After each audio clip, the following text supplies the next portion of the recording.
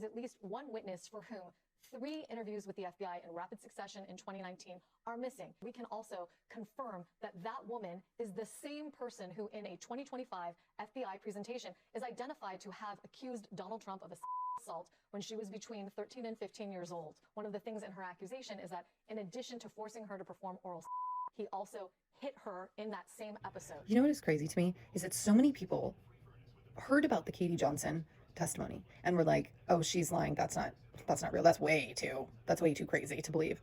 Then they heard about the Sasha Riley interviews and they said, oh, that's way too crazy. I don't believe that.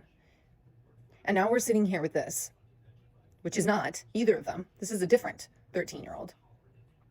And it's so obviously true because, number one, the FBI interviewed her 4 different times. If you were deemed to be not credible in the first tip or interview that you did, then you wouldn't be interviewed again. But no, there are 3 other interviews after that first one. And she was paid a settlement from the JE estate. That doesn't happen.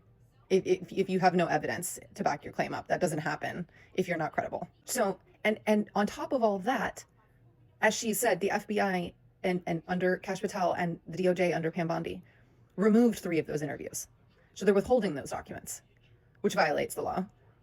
But why would you do that unless you were worried that what is in them would be very, very incriminating? Like, so all that to just say that it's true.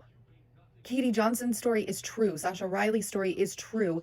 This story of this 13-year-old girl is true. It's all true, and it's right in front of your face.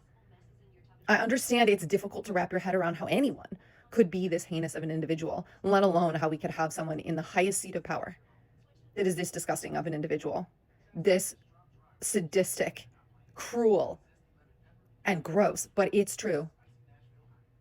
It's true.